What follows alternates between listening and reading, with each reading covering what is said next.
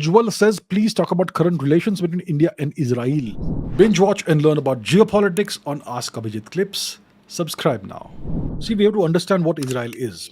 Let's go to the screen because we're talking about another nation. So we need to, I'm sure most of us know where Israel is, but just in case some of us don't, I'm going to put that on the map because, as you know, I love the map. Here is the map. So Israel, we know where India is, go westwards. We move through temporary nation, then Afghanistan, then Persia. Then we move into the Middle East, Iraq, Syria, Jordan, and then we have Israel over here, which is west of Jordan, north of Egypt and the Sinai region. This is Israel. So relations. So Israel is an outlier in the Middle East. It's maybe the only non-Muslim nation there today. Lebanon used to be a Christian nation, but it is not so anymore because of demographic re-engineering, which happened in the second half of the 20th century. So Israel is a Jewish nation, mostly Jewish. The majority is Jewish.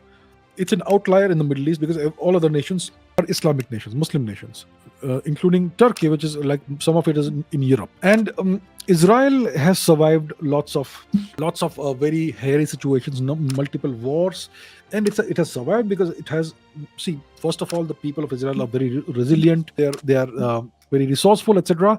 But it would not have survived without the support of the United States. You could consider Israel to be essentially, in some ways, a proxy of the US in the Middle East region. The relationship between India and much of the Middle East is excellent today. When it comes to Saudi Arabia, India-Saudi Arabia relations are excellent today. India-UAE relations are excellent. India-Oman relations are excellent. You know, it's very surprising, but it's the case. India has extremely good relations with these nations. When it comes to Iran also, we have a very good understanding with them. And now what we are seeing is that these nations are now creating, they are now normalizing, so to say, to some extent, their relationship with Israel. So historically, it's been a very antagonistic relationship, but now many of them are establishing diplomatic relations. They're giving Israel overflight rights and much more. So it's a good thing overall. A couple of weeks ago, we had Velina Chakarova on my podcast, and she made a very interesting observation. She said that the US influence in the Middle East is declining and the Middle East is stabilizing. I think she made two separate statements, but one can certainly connect them together, that the Middle East is now stabilizing significantly, while at the same time US influence is decreasing. It is clearly, in this case, a case of cause and effect. It was the US influence in the Middle East that was creating these horrible crises. The Middle East was always in crisis. And now that the US influence is declining, the Middle East is stabilizing and the nations are, making up with each other. The Saudis and the Iranians have re-established diplomatic relations, which is a huge step forward, and so on. So India and Israel, for the longest time, we had a covert relationship, not an overt relationship. I don't think India even recognized Israel as an established diplomatic relations until sometime in the 90s. And the first time an Indian leader visited Israel was in the 2010s when Mr. Modi made his first trip to Israel. But overall, India and Israel have a lot in common, not culturally, but geopolitically. Our interests align to a significant extent. India wants peace in the Middle East. India wants excellent relations with all the nations in the Middle East, especially those that matter. Israel certainly matters.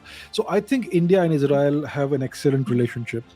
The relationship has really taken off after the advent of Mr. Modi as the Prime Minister of India.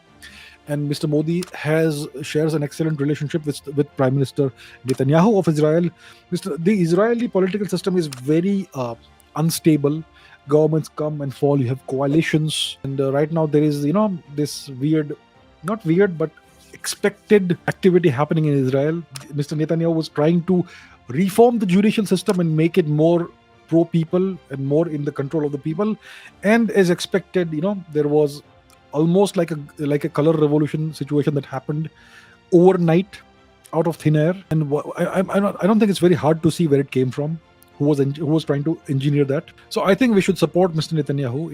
India and Israel, if we work together, there's a lot we can achieve together. The relations between India and Israel overall are excellent. And even if some other prime minister comes into the picture in Israel, the relations will still remain excellent because it's a logic of strategy. India and Israel have a lot. The national interests converge and align to a significant to a significant extent.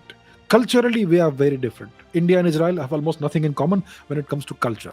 But that doesn't matter. It's the It's the alignment and convergence of interests geopolitically that really matters in the context of the relationship between the two nations.